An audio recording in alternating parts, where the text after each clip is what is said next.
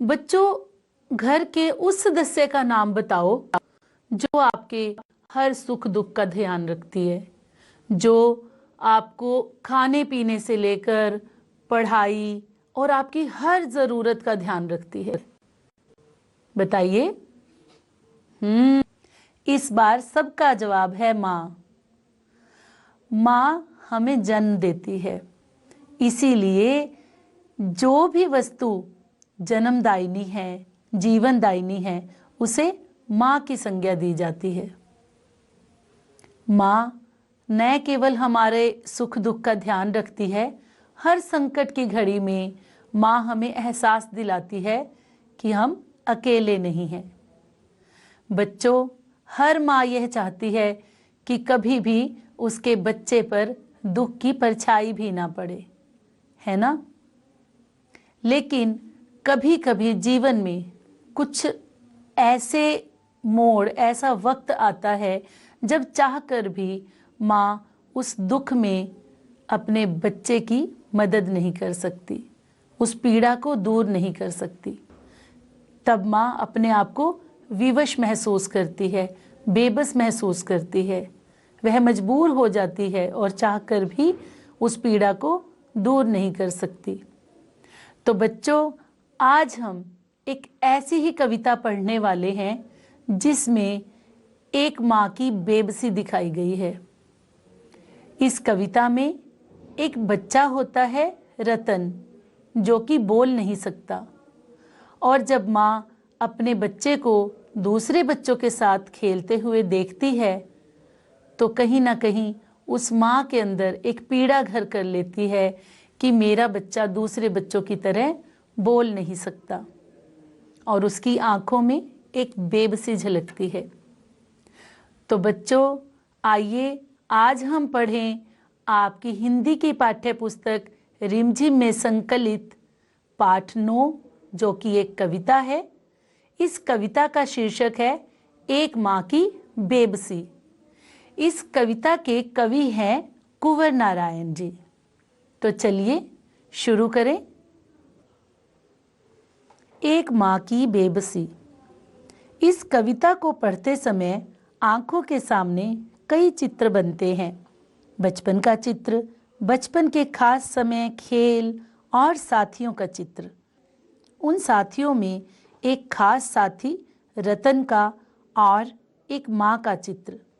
इसे पढ़ो और महसूस करो। कविता धीरे धीरे पढ़ने की चीज़ है, उसे मन में उतरने में काफ़ी समय लगता है। कभी कभी तो बरसों बाद हम बचपन की पढ़ी कविता पढ़ते हैं तो लगता है पहली बार पढ़ा है इसे। कविता पढ़ने के बाद मन के किसी कोने में घर बना लेती हैं। किसी मौके पर वह उभर आती है। कविता, कहानी सबके साथ यह होता है, इसीलिए हमें इससे चिंतित होने की ज़रूरत नहीं कि कविता एक बार में पूरी तरह समझ में आ रही है या नहीं। अगर उससे सिर्फ एक चित्र ही उभरता है तो भी कविता कामयाब है। न जाने किस अदृश्य पड़ोस से निकल कर आता था वह, खेलने हमारे साथ। रतन जो बोल नहीं सकता था, खेलता था हमारे साथ एक टूटे खिलौने की तरह। देखने में वह बच्चों की ही तरह था, वह भी एक बच्चा, लेकिन हम बच्चों के लिए अजूबा था, क्योंकि हमसे भिन्न था। थोड़ा घबराते भी थे हम उससे, क्योंकि समझ नहीं पाते थे उसकी घबराहटों को, न इशारों में कही उसकी बातों को, न उसकी भयभीत आंखों में हर समय दिखती उसके अंदर की छटपटाहटों को। जितनी देर वह रहता, पास बैठी उसकी माँ निहारती रहती उसका खेलना। अब जैसे जैसे कुछ बेहतर समझने लगा हूँ, उनकी भाषा जो बोल नहीं पाते हैं, याद आती रतन से अधिक उसकी माँ की आंखों में झलकती उसकी बेबसी। बच्चों, क्या आपके आसपास या आपके विद्यालय में रतन जैसा कोई बच्चा है? यदि है तो क्या आप उसके साथ खेलते हैं? आप उसे अपने खेल में शामिल करते हैं? बाकी बच्चे उसके साथ कैसा व्यवहार करते हैं? और हमें ऐसे बच्चों के साथ कैसे व्यवहार करना चाहिए, बताइए। हाँ, हमें ऐसे बच्चों के साथ सामान्य व्यवहार करना चाहिए। उनकी ज़रूरत के मुताबिक मदद करनी चाहिए और उन्हें ऐसा महसूस ना कराएं कि वह कुछ अजीब है या हमारे से अलग है। वह इशारों में हमें अपनी बात समझा सकता है। और आपको पता है, ऐसे बच्चों को एक साइन लैंग्वेज, एक इशारों वाली भाषा, उससे भी पढ़ाया भी जाता है, उससे उनसे बात भी की जाती है और ऐसे बच्चों को इस तरह का प्रशिक्षण भी दिया जाता है जिससे वे अपनी बात को अच्छे से कह सकें। बच्चों, आप इस कविता को पढ़ने के बाद रतन के माँ के मन में उठने वाली भावनाओं को, उनकी विवशता को, उनकी आंखों से झलकती बेबसी को समझ पाए होंगे। आप उसकी माँ को क्या कहना चाहते हैं? जिस तरह से आपने अपनी हिंदी की पाठ्य पुस्तक के पाठ जहाँ चाह वहाँ राह, उस पाठ में इला को पत्र लिखा था।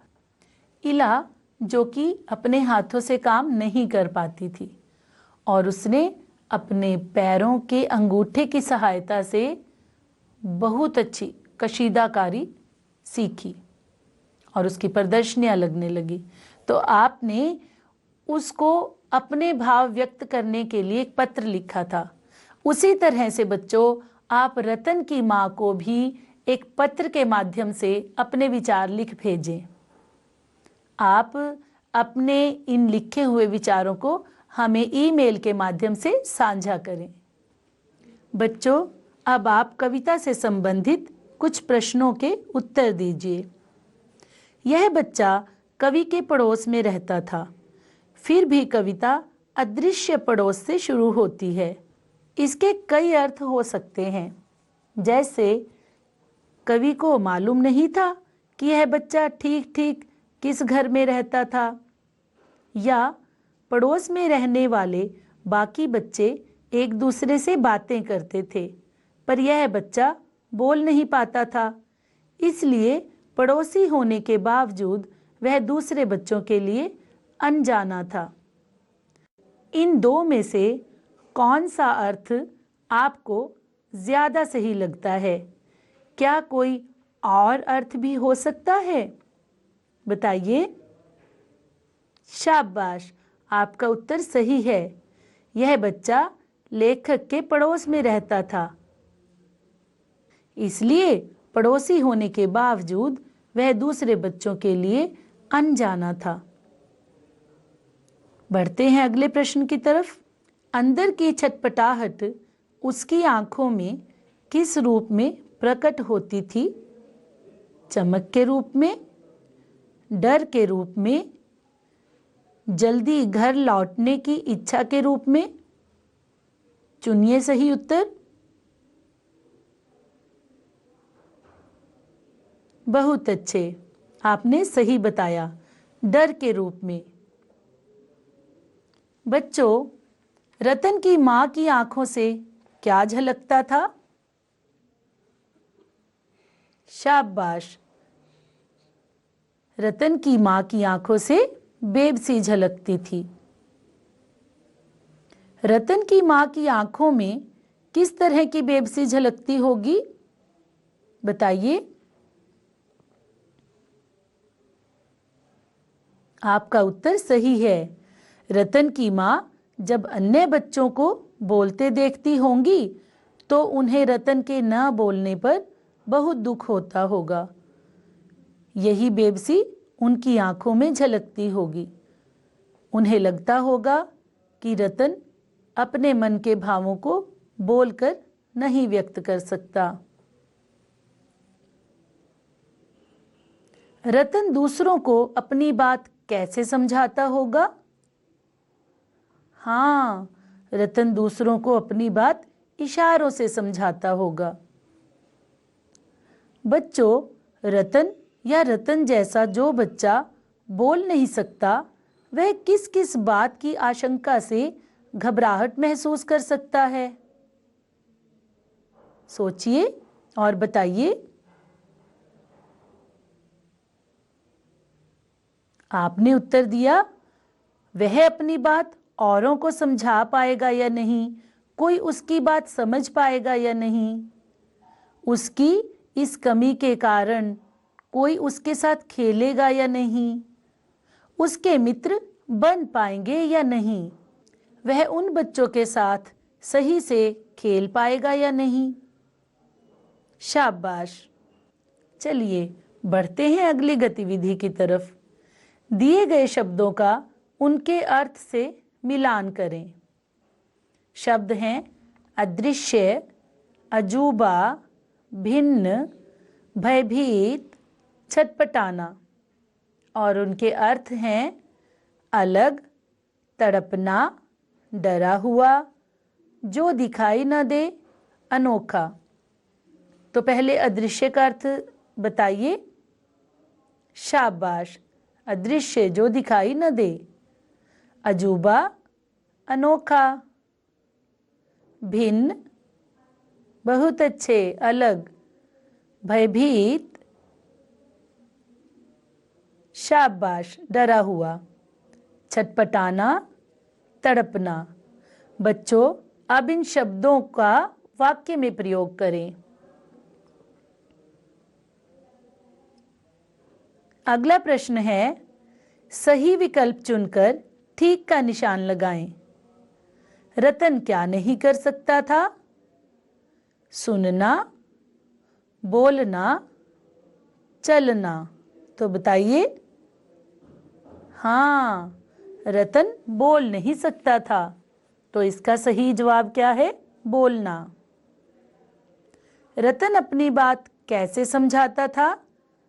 बोलकर, लिखकर, इशारों से।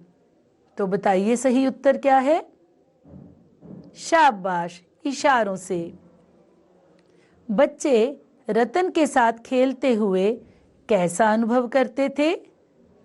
प्रसन्नता, घबराहट, गुस्सा। तो बताइए बच्चों के भाव कैसे रहते थे? शाबाश, घबराहट। और घबराहट क्यों महसूस करते थे वे? क्योंकि वे रतन की बात को समझ नहीं पाते थे। चलिए अगला प्रश्न। रतन की मां की आंखों में क्या झलकता था? गर्व, प्रसन्नता, बेबसी। शाबाश, बेबसी। बच्चों, जो शब्द किसी संज्ञा शब्द की विशेषता बताते हैं वे विशेषण शब्द कहलाते हैं। जिस संज्ञा शब्द की विशेषता बताई जाती है वे विशेष्य शब्द कहलाते हैं। जैसे कविता में एक लाइन आई है, न जाने किस अदृश्य पड़ोस से। इसमें अदृश्य पड़ोस को ध्यान से देखें। अदृश्य, इसका अर्थ आपने बताया अभी, जो दिखाई न दे। यह विशेषण शब्द है और पड़ोस जिसकी विशेषता है कि वह अदृश्य है, वह विशेष्य शब्द है। तो बच्चों, दिए गए विशेषण शब्दों को कविता के आधार पर विशेष्य शब्दों से मिलाएं। हमारे विशेषण शब्द हैं अदृश्य, बेबस, टूटे, भयभीत, छोटा। और विशेष्य शब्द हैं खिलौने, आंखें, पड़ोस, बच्चा, माँ। तो अदृश्य विशेषण को किस शब्द से मिलाएंगे? अदृश्य, शाबाश, पड़ोस। बेबस, माँ।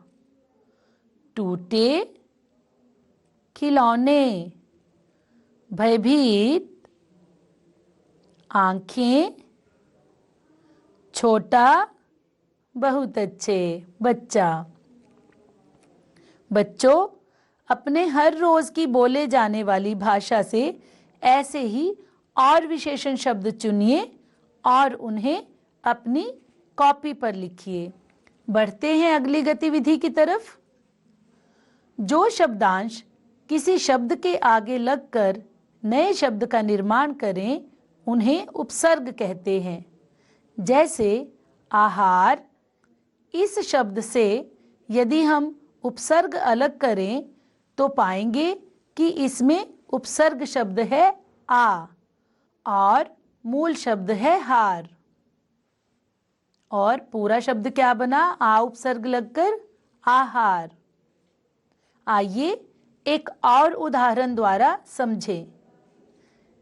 जैसे अनपढ़, इस शब्द में उपसर्ग है अन और मूल शब्द है पढ़। बच्चों, आप भी दिए गए शब्दों में से उपसर्ग व मूल शब्द को अलग अलग करें। पहला शब्द है अपमान। अगला शब्द बेहिसाब, अनजान, सुपुत्र। अपमान में बताइए उपसर्ग शब्द क्या है? बहुत अच्छे, अप, और मूल शब्द मान। बेहिसाब में ढूंढिए उपसर्ग और मूल शब्द और इन्हें अलग अलग करें। बहुत अच्छे, उपसर्ग है बे और मूल शब्द है हिसाब।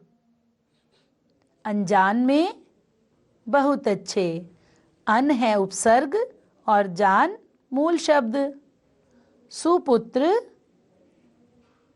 शाबाश, आपने सही बताया। इसमें उपसर्ग है सु और मूल शब्द है पुत्र। बच्चों, आपको उपसर्ग दिए गए हैं।